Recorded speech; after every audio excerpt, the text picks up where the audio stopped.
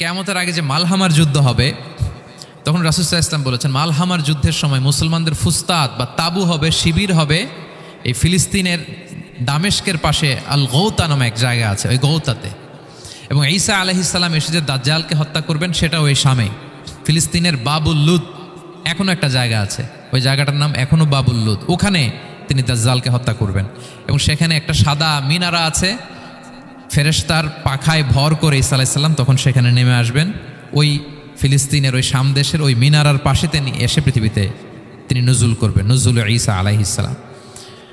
তো তিন এবং জাইতুনের কসম করে বেসিকলি আল্লাহ তাআলা ঈসা আলাইহিস সালামের জন্মস্থানের কসম করেছেন।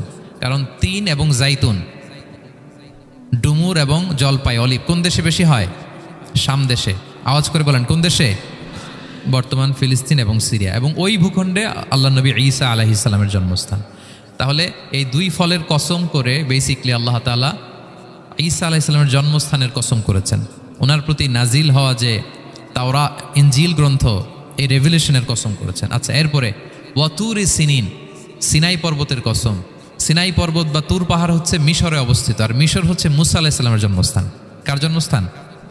মুসা আলাইহিস সালামের জন্মস্থান। তাহলে ওয়াতুরি সিনিন, তুর পাহাড়ের কসম বুঝিয়ে আল্লাহ তাআলা মূলত মুসা আলাইহিস সালামের জন্মস্থানের কসম করেছেন, যেখানে তাওরাত নাজিল হয়েছে।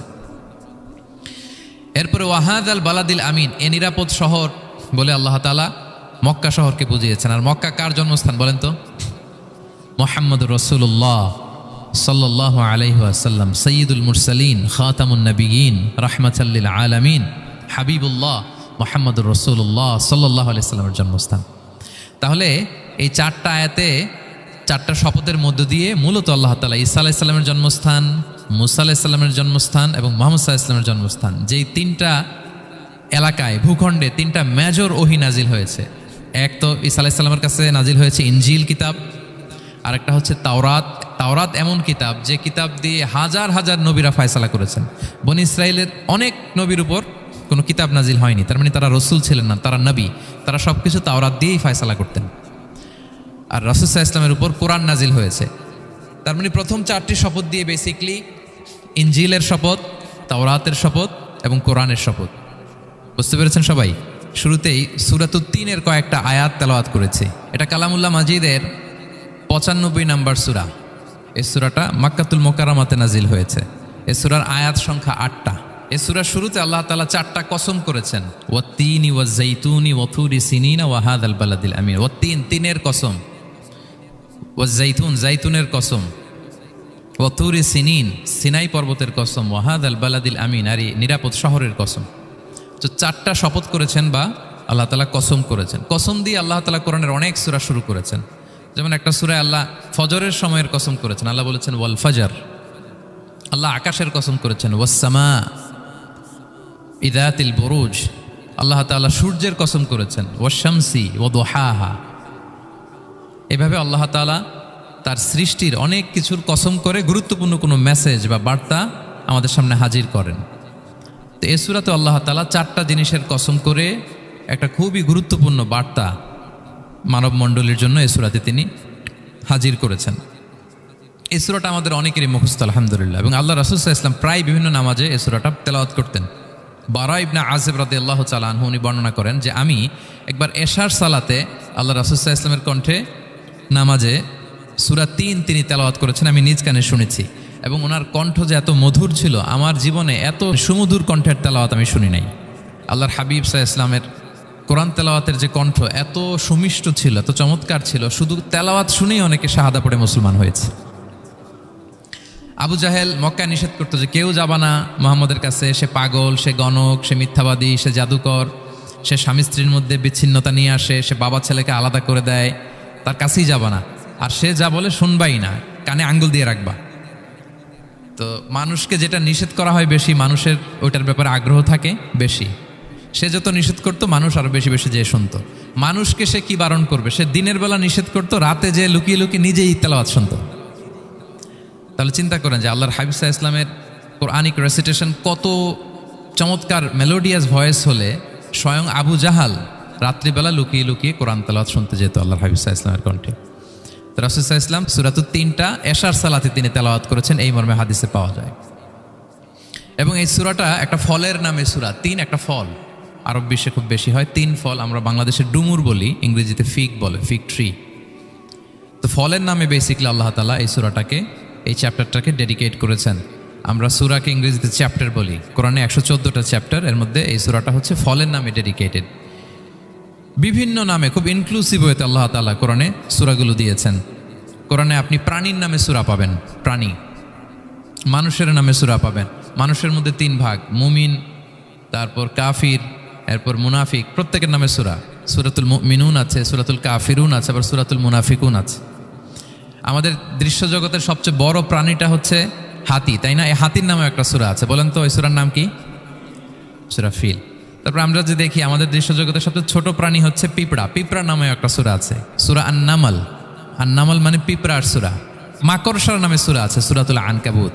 তারপর গোষ্ঠীর নামে সূরা আছে, সূরাতুল আলে ইমরান। বংশের নামে সূরা আছে, সূরাতুল কুরাইশ, কুরাইশ বংশের নামে সূরা। এইভাবে খুব ইনক্লুসিভ ওয়েতে, এমন কিছু নাই যে আল্লাহ তাআলা উল্লেখ করেন নাই। মা ফাররাতনা ফিল কিতাবি মিন শাই, উল্লেখ করে নাই কোরআনে এমন কিছু নাই, সব কিছু আল্লাহ তাআলা উল্লেখ করেছেন। তো এই সূরাটা হচ্ছে একটা ফলের নামে। ফলটার নাম হচ্ছে 3 ফল। আল্লাহ তাআলা বলছেন ওয়াত-তিন, তিনের শপথ। আমি একবার সরল বঙ্গানুবাদ করি, এরপর আমি তাফসিরে ঢুকি। তিনের শপথ। ওয়াজ-জাইতুন, জাইতুনের শপথ। ওয়াতুরি সিনিন, সিনাই পর্বতের শপথ। ওয়াহাদাল বালাদিল আমিন, এই নিরাপদ শহরের শপথ।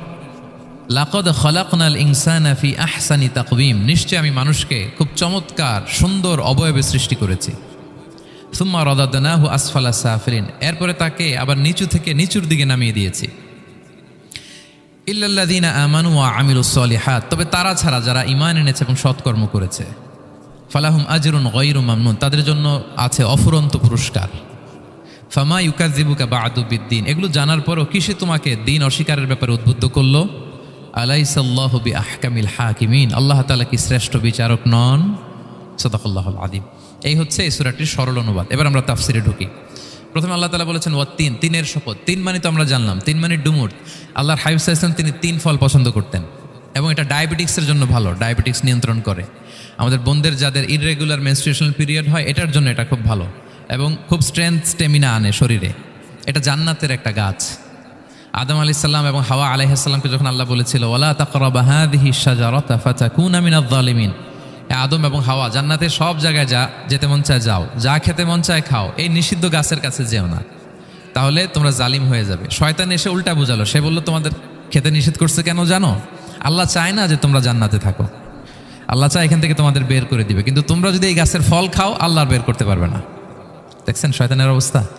শয়তান কিন্তু নেগেটিভিটি নিয়ে সামনে আসে না, আসে খুব আপনার ওয়েল উইশার হিসেবে, উপদেশ নিয়ে, খুব ভালো একটা পজিটিভ ওয়েতে আসে। তো ওনারা খেয়ে ফেললেন এই নিষিদ্ধ গাছের ফল। খাওয়ার ফলে আদম আলাইহিস সালাম, হাওয়া আলাইহিস সালাম, ওনাদের গা থেকে জান্নাতের পোশাকগুলো ঝরে পড়ে গেল। এখন কি দিয়ে ওনারা ওনাদের প্রাইভেটকে ঢাকবেন? তখন ওনারা, তাফসির ফি জিলালিল কোরআনে এসেছে যে ওনারা এই 3 গাছের পাতা নিয়ে নিজেদের প্রাইভেট ঢেকেছিলেন। সুবহানাল্লাহ। সেই 3 ফলের কসম আল্লাহ করলেন, ওয়াত-তিন, তিনের শপথ। এরপর আল্লাহ তাআলা বললেন ওয়াজ-জাইতুন, জাইতুনের শপথ। জাইতুন মানে হচ্ছে জলপাই। তো আল্লাহ তাআলা বললেন ওয়াজ-জাইতুন, জাইতুনের শপথ। জাইতুন মানে হচ্ছে জলপাই, ইংরেজিতে আমরা যেটাকে অলিভস বলি। তো আল্লাহ 3-এর কসম করলেন এবং অলিভের কসম করলেন। দুইটাই খুব উপকারী ফল, এবং আল্লাহর হাবিব সাল্লাল্লাহু আলাইহি ওয়াসাল্লাম তিনি জলপাইও খুব পছন্দ করতেন। ওনার রেগুলার ফুড আইটেমের মধ্যে জলপাই ছিল, অলিভস ছিল। এটা পাহাড়ি এরিয়া, মরুভূমিতে হয়, এবং রাসূল সাল্লাল্লাহু আলাইহি ওয়াসাল্লাম বলেছেন কুলু যাইত ওয়াদ-দাহিনু ফাইন্নাহু মিন শাজারাতিন মুবারাকা, তোমরা অলিভ অয়েল এটা খেও এবং এটা গায়ে মালিশ করো, কেননা এটা বরকতময় একটা গাছের ফল, শাজারা মুবারাকা। এটা শরীরের ব্যাড কোলেস্টেরলকে কমিয়ে দেয়। দাড়িতে অ্যাপ্লাই করলে, চুলে অ্যাপ্লাই করলে সহজে পাকে না দাড়ি চুল, এবং স্কিনে অ্যাপ্লাই করলেও স্কিনের জন্য ভালো, স্কিনের জন্য বেশ ভালো। এটা যাদের সুযোগ হয় আপনারা দাড়িতে চুলে অ্যাপ্লাই করবেন, খাবেন। এটা খাওয়াও যায়। তাম্বুতু বিদ্দুহনি ওয়াসিবগিল লিল আখিলিন, কোরআনে এসেছে। এটা অয়েল হিসেবে ইউজ করে, আবার খাবার হিসেবেও ইউজ করা যায়। সালাদ ড্রেসিংয়ের ক্ষেত্রে কিন্তু অলিভ অয়েল আমরা ইউজ করি। ইদানিং পিজাতে খুব ইউজ করা হয় অলিভ, জলপাইটা। তো এটা আপনারা খেতে পারেন, এটা খুবই সুস্বাদু। এবং জলপাই গাছের মানে জাইতুন গাছের ডালের মেসোয়াক খুব ভালো হয়। আল্লাহর হাবিব সাল্লাল্লাহু আলাইহি ওয়াসাল্লাম জাইতুনের ডাল দিয়ে মেসোয়াক করতেন। তিনি বলতেন নি'মাস সিওয়াকিয়া জাইতুন, সবচেয়ে শ্রেষ্ঠ মেসোয়াক হচ্ছে জাইতুনের। মিনাশ শাজারাতিল মুবারাকা, কারণ এটা বরকতময় গাছের ডালা। এবং ফাইন্নাহু সিওয়াকি ওয়া সিওয়াকুল আম্বিয়া মিন ক্বাবলি, এই জাইতুনের ডাল দিয়ে আমিও যেমনি মেসওয়াক করি, আমার আগে যত নবী পৃথিবীতে এসেছে সবাই জাইতুনের ডাল দিয়ে মেসওয়াক করত। আল্লাহ বলেন ওয়াত্তিনি ওয়াজ জাইতুন, তিনের শপথ আর জাইতুনের শপথ। এরপর আল্লাহ তাআলা বললেন ওয়াতুরি সিনিন, সিনাই পর্বতের শপথ। প্রথমে দুইটা ফলের শপথ করলেন, এবার একটা পাহাড়ের শপথ করতেছেন। আপনারা কি তুর পাহাড়ের নাম শুনেছেন? হ্যাঁ শুনেছেন। এই সিনাই পর্বত দ্বারা তুর পাহাড় উদ্দেশ্য। এটা মিশরের একটা পাহাড়, অনেক উঁচু, 2285 মিটার উঁচু। ওইটার নিচে আছে মুকাদ্দাসে তুয়া, যেখানে মুসা আলাইহিস সালামকে আল্লাহ তাআলা জুতা খুলতে বলেছিলেন, ফাখলা না আলাইকা ইন্নাকা বিল ওয়াদিল মুকাদ্দাসে তুয়া, হে মুসা তুমি পবিত্র উপত্যকায় এসেছো, জুতা খুলো। তো ওখানে সব ধর্মের লোকেরা যায়, সব ধর্মের লোকদের জন্য তীর্থস্থান, মুসলিম, জুইশ, খ্রিস্টিয়ান সবাই যায়। এটা সিনাই একটা এলাকা আছে মিশরের, north south Sinai, north Sinai, এটা সাউথ সিনাইতে অবস্থিত। তো নিচে একটা খ্রিস্টানদের প্রাচীন গির্জা আছে, সেন্ট ক্যাথেরিনা গির্জা। সেখান থেকে চলতে চলতে আপনাকে উপরে যেতে হবে, ফজরের পরে আবার চলে আসতে হবে, তা না হলে দুপুরবেলায় 10টা-11টার দিকে এমন সূর্যের প্রখর তাপ ওই পাথরের মধ্যে লাগে, ওখানে আর থাকা যায় না। একেবারে তুর পাহাড়ের উপরে সেখানে খ্রিস্টানদের জন্য ছোট্ট একটা সেনাগোগ আছে, তারা প্রার্থনা করে। খ্রিস্টানদের একটা চার্চ আছে, মুসলিমদের জন্য ছোট্ট একটা মুসল্লা আছে, সুরাওয়ের মতো। আল্লাহ ওই সিনাই উপত্যকার কসম করেছেন, ওয়াতুরি সিনিন, সিনাই উপত্যকার কসম। এখানেই আল্লাহ তাআলা মুসা আলাইহিস সালামকে তাওরাত দিয়েছিলেন, মেজর একটা আসমানি কিতাব দিয়েছিলেন, এবং সরাসরি মুসা আলাইহিস সালাম এই পাহাড়ের চূড়ায় বসে আল্লাহ তাআলার সাথে কথা বলতেন। ওয়াকাল্লামাল্লাহু মুসা তাকলিমা, উনি সরাসরি কথা বলতেন, এটা ওনার একটা স্পেশাল বৈশিষ্ট্য ছিল, ক্যারেক্টারিস্টিক্স। এবং আল্লাহ তাআলা নূরের তাজাল্লি দিয়ে এই পাহাড়কে একবার জ্বালিয়ে দিয়েছিলেন। আজও এই পাহাড়ের রংটা অনেকটা একটু লালচে, একটু কালোচে, একটু রেডিশ কালারের। এবং মুসা আলাইহিস সালাম ওই নূরের তাজাল্লির ঝলকে তিনি বেহুশ হয়ে গিয়েছিলেন এই পাহাড়ের উপরে। ইয়াজুজ মাহাজুজ যখন কিয়ামতের আগে আগমন করবে, তখন মুসলমানদের সেন্টার হবে। ঈসা আলাইহিস সালাম মুসলমানদেরকে নিয়ে ওইখানে অবস্থান করবেন, এই তুর পাহাড়ের ওখানে। এবং আল্লাহর হাবিব সাল্লাল্লাহু আলাইহি ওয়াসাল্লামের মেরাজের রাতে ইসরার সময় একটা স্টেশন ছিল এই তুর পাহাড়। জিবরাইল আলাইহিস সালাম এই তুর পাহাড়ে আল্লাহর হাবিব সাল্লাল্লাহু আলাইহি ওয়াসাল্লামকে নামিয়ে বলেছিলেন যে এটা জাবাল মুসা, আপনার ভাই মুসার পাহাড়, আপনি এখানে 2 রাকাত নামাজ পড়েন, দোয়া করেন। আল্লাহর হাবিব সাল্লাল্লাহু আলাইহি ওয়াসাল্লাম এই তুর পাহাড়ে 2 রাকাত সালাত আদায় করেছিলেন এবং দোয়া করেছিলেন। আল্লাহ এই তুর পাহাড়ের কসম কাটলেন, ওয়াতুরি সিনিন, সিনাই পর্বতের কসম, যেখানে তাওরাত কিতাব নাজিল হয়েছিল। এরপর আল্লাহ তাআলা বললেন ওয়াহাদাল বালাদিল আমিন, আর এই নিরাপদ শহরের শপথ। এই শহর দ্বারা মক্কা শহর উদ্দেশ্য, কারণ রাসূল সাল্লাল্লাহু আলাইহি ওয়াসাল্লাম তখন মক্কায় ছিলেন, মক্কা নগরী। এই শহরের পূর্ব নাম ছিল বাক্কা। মক্কা নগরীকে বলা হয় উম্মুল কুরা, সব শহরের মা, সব শহরের সেন্টার, পৃথিবীর নাভিস্থল। এবং আল্লাহ তাআলা বলেছেন মান দাখালাহু কানা আমিনা, এখানে যে প্রবেশ করবে সে নিরাপদ। হেরেমের মধ্যে কিন্তু কাউকে আক্রমণ করা যায় না, কোনো খুনিও যদি ঢুকে যায় অ্যাটাক করা যাবে না। তো জাহেলি যুগে এমনটা ঘটতো, কারোর সাথে কারো শত্রুতা হলে, ধরেন যে একজন তার বাবাকে হত্যা করেছে, তো সে তাকে পেয়েছে, ওই লোক বাঁচার জন্য দৌড়াতে দৌড়াতে হেরেমের ভিতরে ঢুকে যেত, কারণ সে জানে যে হেরেমে ঢুকলে সে আমাকে মারবে না। তো পরে সে যখন হেরেম থেকে বেরোতো, আবার তার সাথে যুদ্ধ শুরু হতো।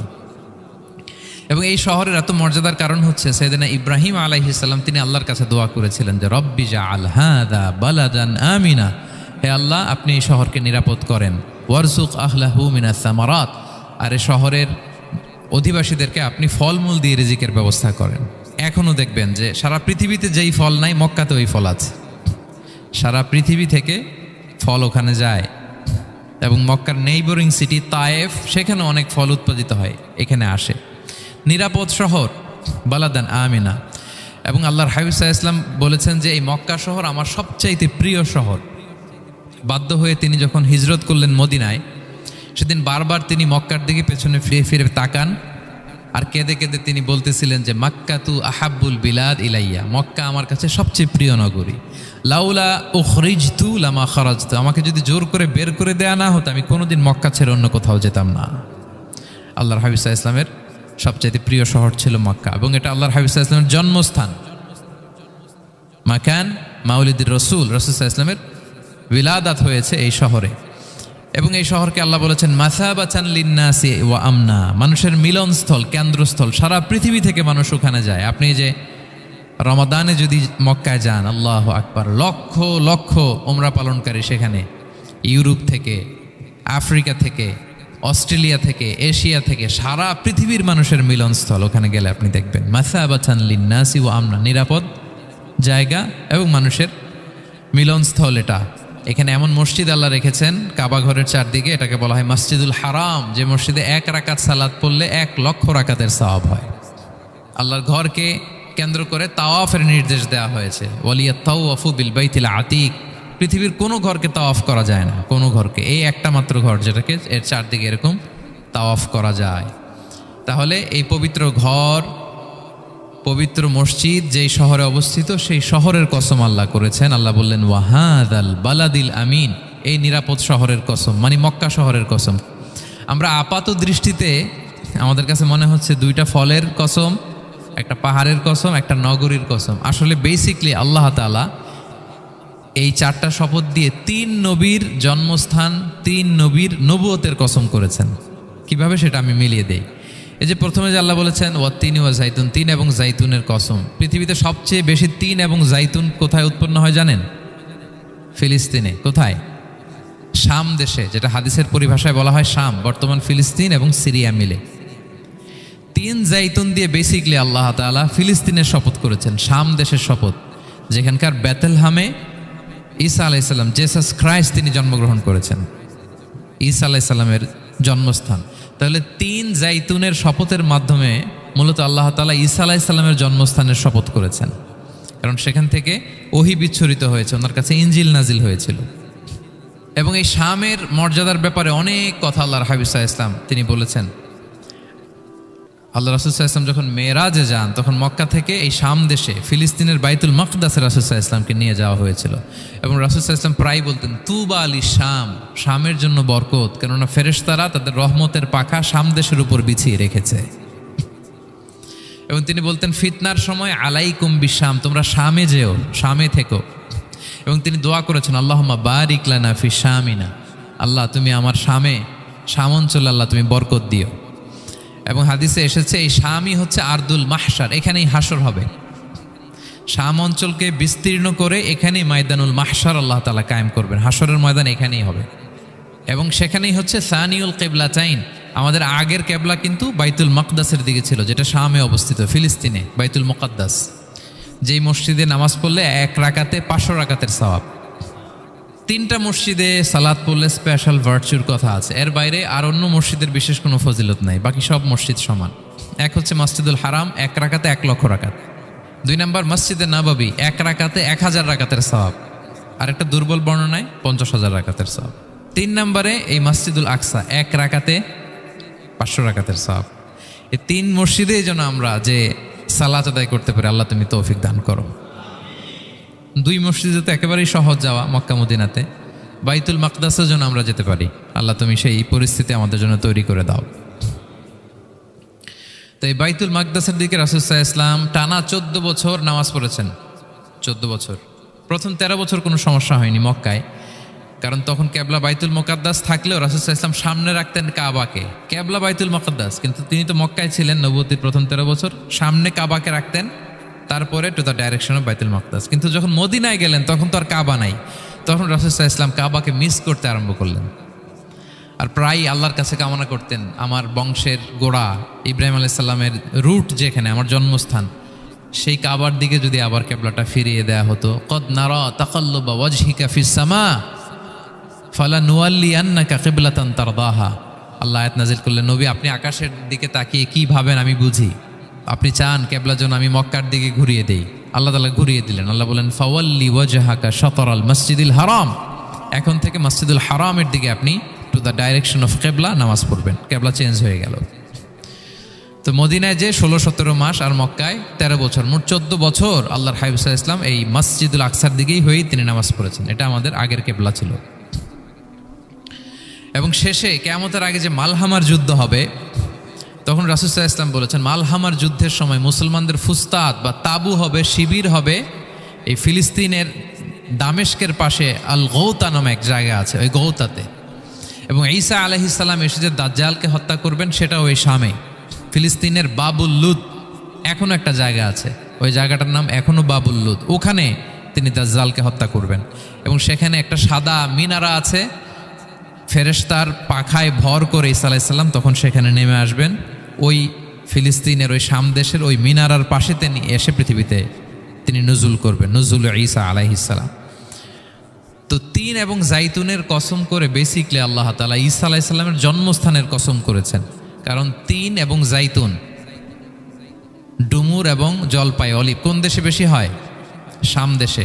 আওয়াজ করে বলেন কোন দেশে? বর্তমান ফিলিস্তিন এবং সিরিয়া, এবং ওই ভূখণ্ডে আল্লাহ নবী ঈসা আলাইহিস সালামের জন্মস্থান।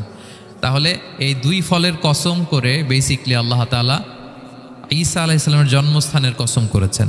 ওনার প্রতি নাজিল হওয়া যে তাওরাত ইনজিল গ্রন্থ, এই রেভেলেশনের কসম করেছেন। আচ্ছা, এরপরে ওয়াতুরি সিনিন, সিনাই পর্বতের কসম। সিনাই পর্বত বা তুর পাহাড় হচ্ছে মিশরে অবস্থিত, আর মিশর হচ্ছে মুসা আলাইহিস সালামের জন্মস্থান। কার জন্মস্থান?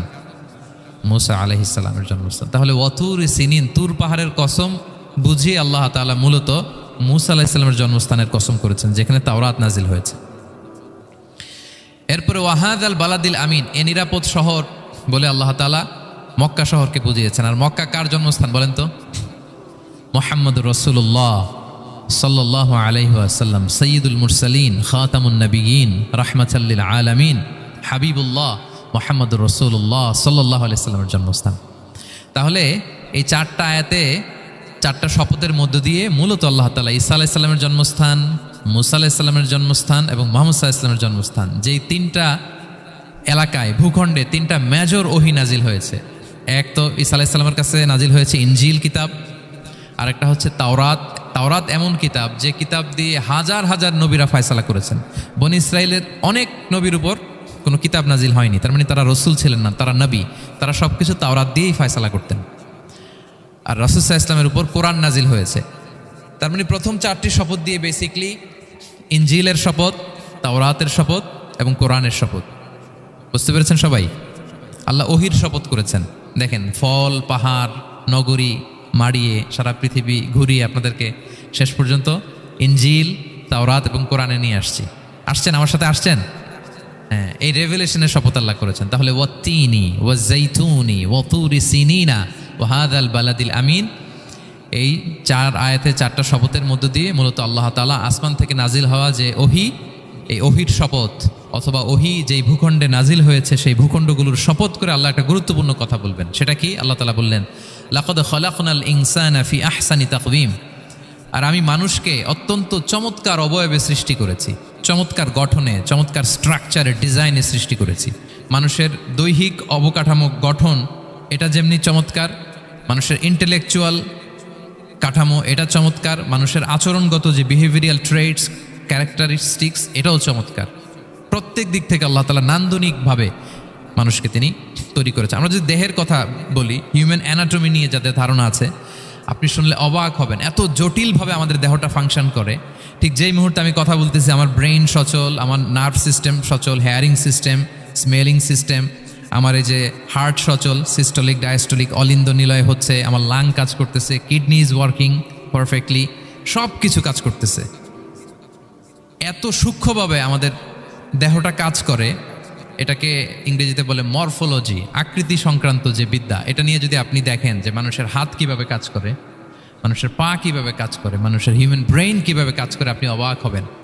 এবং আল্লাহর যে সেট আপ, লাকাদ খালাকনাল ইনসানা ফি আহসানি তাকওয়িম, নিশ্চয় আমি মানব জাতিকে চমৎকার অবয়বে তৈরি করেছি। আপনি যদি অবয়বটা দেখেন, আমাদের স্ট্রাকচার এর চেয়ে সুন্দর করে আর তৈরি করা যেত না, এর চেয়ে সুন্দর আর হতে পারে না। যেখানে যা দেয়ার, মাথার চুল থেকে পায়ের নখ পর্যন্ত, আপনি একটা ডিজাইনে, স্ট্রাকচারে, সেট আপে আপনি ভুল ধরতে পারবেন না। যেখানে যেটা দরকার, আপনি একটু খেয়াল করে দেখেন যে এই যে আমাদের চোখ,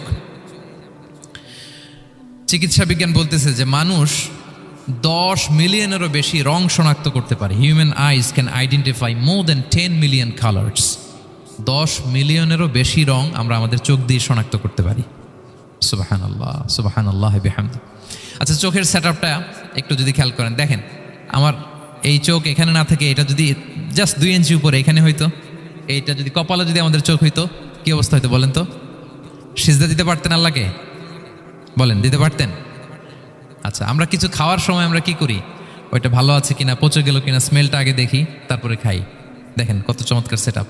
একটু খেয়াল করেন, এই নাকের সেট আপ যদি এইখানে না থাকে, আমাদের নাক যদি পেছনে থাকতো, খাওয়ার সময় খাবারটা বাসি কিনা, ভালো আছে কিনা কি করতেন? লাকাদ খালাকনাল ইনসানা ফি আহসানি তাকওয়িম। আচ্ছা দেখেন, এই যে আমরা কান দিয়ে শুনি, এই যে কান পেঁচানো, মনে করেন না যে এমনি এমনি পেঁচানো, এই পেঁচানো, এটাই পথ না থাকলে আমরা শুনতেই পেতাম না। এটা এমনভাবে সেট আপ করা, এটাই ইথারে ভাষা তরঙ্গকে এয়ার ড্রামের ভেতরে সুন্দরভাবে ইনপুট করে, নাহলে আমরা শুনতে পেতাম না। আপনার এই কান কেটে ফেলে দিলে আপনি শুনতে পারবেন না। এটা এইভাবেই যেতে হবে, সুরঙ্গটা এইভাবে তৈরি হইতে হবে। আচ্ছা দেখেন, আপনার কান, এই কান যদি এইখানে না থেকে আপনার ডান বগলের নিচে হইতো, বাম কান যদি বাম বগলের নিচে হইতো, তাহলে কি হইতো বলেন? আজকে আমার ওয়াজ কিভাবে শুনতেন বলেন দেখি, কিভাবে শুনতেন? বুদ্ধি আছে বলে যে হুজুর এইভাবে শুনতাম। সুবহানাল্লাহ, সুবহানাল্লাহ। লাকাদ খালাকনাল ইনসানা ফি আহসানি তাকওয়িম। আমি মানুষকে সবচেয়ে সুন্দর সর্বোত্তম গঠনে তৈরি করেছি।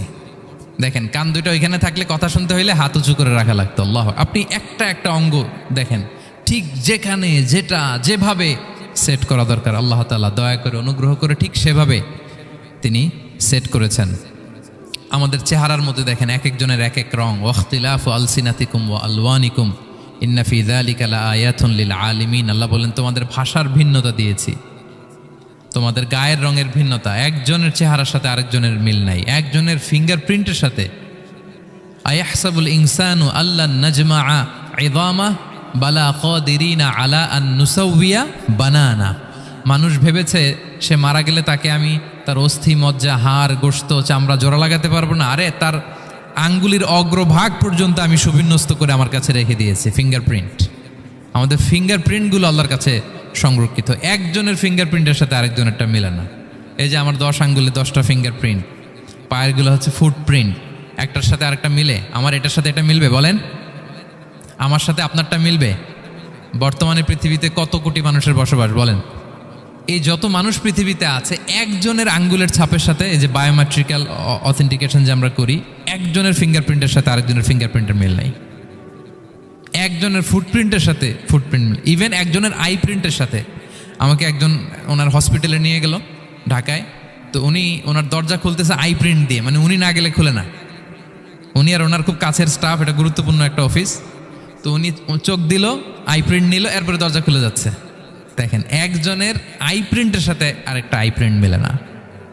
সুবহানাল্লাহ। প্রিয় ভাইরা, একজনের ফিঙ্গারপ্রিন্টের সাথে আরেকজনের ফিঙ্গারপ্রিন্টের কোনো মিল আছে পৃথিবীতে? ফুটপ্রিন্টের সাথে, আই প্রিন্টের সাথে? কারণ ডিজাইনারটা কে বলেন তো? হুয়াল্লাযী ইউসাউবিরুকুম ফিল আরহামি কাইফা ইয়াশা। মায়ের পেটে থাকতেই আল্লাহ তাআলা এগুলো ডিজাইন করে দিয়েছেন। আমি কেমন হব, আমার বৈশিষ্ট্য কেমন কেমন হবে, এই যে আমি যে আমার বাবা দাদা 14 পুরুষের ডিএনএ বয়ে বেড়াই, এগুলো সব নিয়ে আমার বৈশিষ্ট্য, আমার কণ্ঠস্বর, আমার ক্যারেক্টারিস্টিক্স, আমার ফিচার কেমন হবে, সব তিনি আল্লাহ তাআলা মায়ের পেটে থাকতেই ডিজাইন করে দিয়েছেন। সুবহানাল্লাহ। আল্লাহ বলছেন, লাকাদ খালাকনাল ইনসানা ফি আহসানি তাকওয়িম। প্রিয় ভাইরা, কসম করার পরে আল্লাহ যে কথাটা বলেন, এটা অনেক গুরুত্বপূর্ণ, খুবই গুরুত্বপূর্ণ বার্তা। আল্লাহ চারটা কসম করে, তিনটা নবীর জন্মস্থানের শপথ করে তিনি বললেন, লাকাদ খালাকনাল ইনসানা ফি আহসানি তাকওয়িম। নিশ্চয় আমি অত্যন্ত চমৎকার আকৃতিতে মানুষকে তৈরি করেছি। মানুষের গঠন এরকম, মাথা থেকে পা পর্যন্ত। আমি তো দু একটার কথা বললাম, চোখ, নাক, কান, আপনি একটা একটা করে যদি ধরেন, আমাদের হেয়ারিং সিস্টেম কীভাবে কাজ করে, হেয়ারিং নার্ভ কীভাবে কাজ করে, আমাদের সেন্সেশন কীভাবে কাজ করে, আমাদের ব্রেন কীভাবে কাজ করে। আমাদের এক একজনের ব্রেন 1.5 কেজি ওজন, 3 পাউন্ডের মতো একটা সুস্থ মানুষের অ্যাভারেজ ব্রেনের ওজন। এই ব্রেনের মেমোরি হচ্ছে 2.5 মিলিয়ন গিগাবাইট। আপনার মোবাইলে স্পেস কত বলেন, মেমোরি কত? হ্যাঁ, 512 জিবি। আর আমার আর আপনার ব্রেইনের যে মেমোরি, এই মেমোরি হচ্ছে 2.5 মিলিয়ন গিগাবাইটস।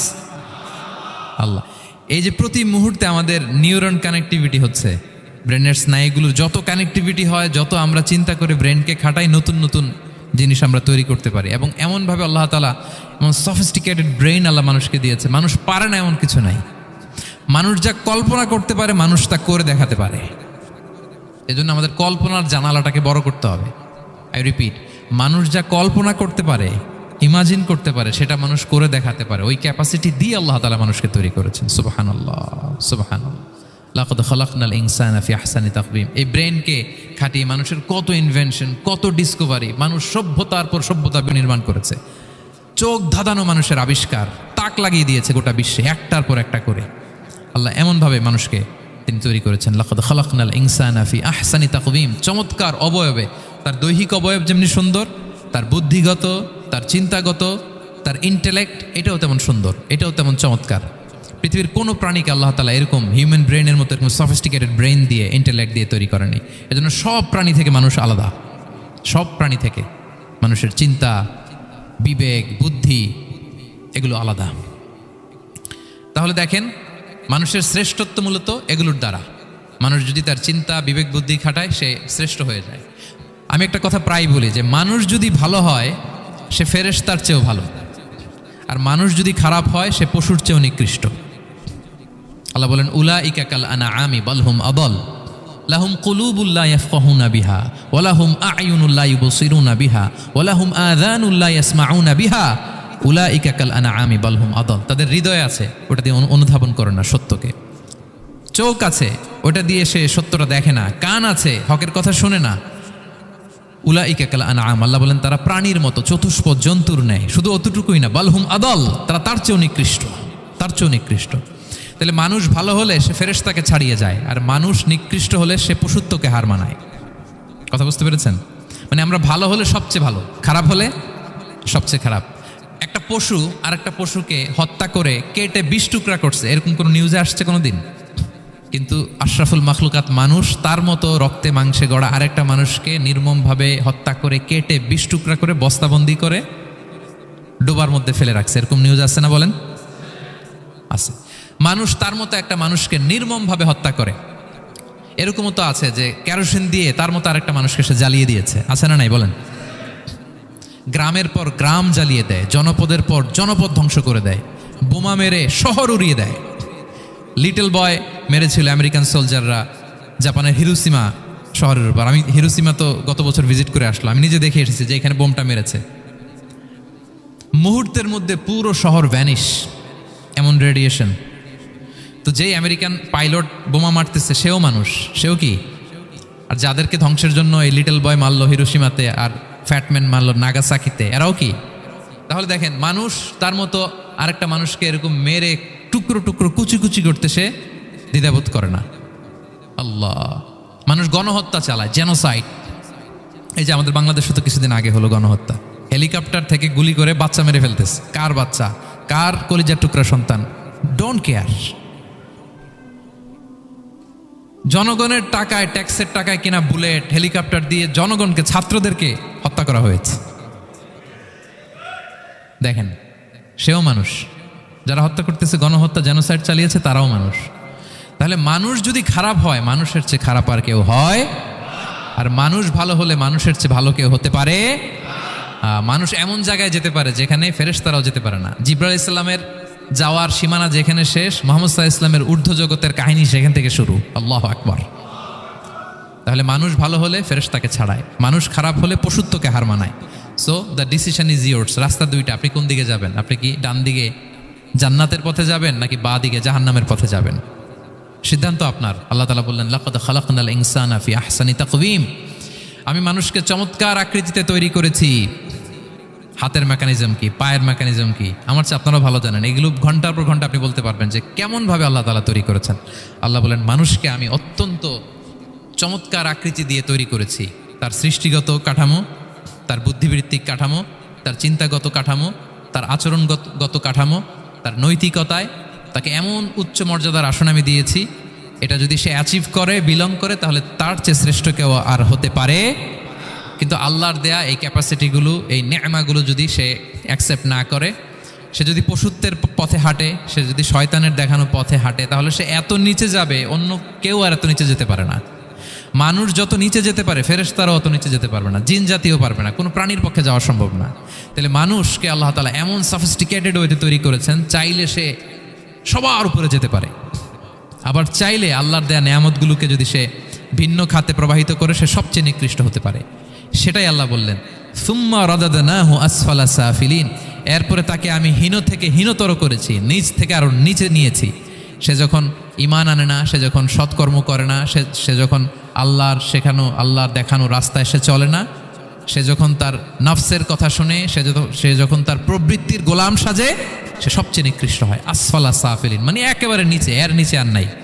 আল্লাহ বলেছেন ইন্নাল মুনাফিকিনা ফিদ্দারকিল আসফালি মিনান নার, সেখানে আল্লাহ আসফাল বলেছেন। মুনাফিকরা জাহান্নামের একেবারে তলদেশে থাকবে। তাই মানুষ যদি ঈমান আর সৎকর্মের বলে বলিয়ান না হয়, সে এত খারাপ হয়, কেউ এত নিচে যেতে পারে না। বলেন, মানুষ যত নিচে যেতে পারে, জিন তত নিচে যেতে পারবে? ফেরেশতারা পারবে না। আর মানুষ যত উপরে যেতে পারে, ফেরেশতারা এত উপরে যেতে পারবে না। সো দুইটারই সুযোগ আপনার আছে। সুম্মা রাদাদনাহু আসফালা সাফিলিনের দুইটা ব্যাখ্যা। কোনো মুফাসসির বলেছেন যৌবনের পর, যৌবনে থাকে শক্তিশালী, বার্ধক্যের সময় যখন সে নুয়ে যায়, ছোট হয়, সে একেবারে দুর্বল হয়ে যায়, সেটা বোঝানো হয়েছে। আর অন্যান্য মুফাসসিরিন একরাম বলেছেন না, আল্লাহর দেওয়া এই নে'মা, ক্যাপাসিটি যখন সে সঠিক পথে কাজে লাগায় না, সে যখন প্রবৃত্তির অনুসরণ করে, সে তখন এত খারাপ হয়, এত নিচ থেকে নিচুতর হয়, এত হীন থেকে হীনতর হয়, তার চেয়ে হীনতর আর কেউ তখন হতে পারে না।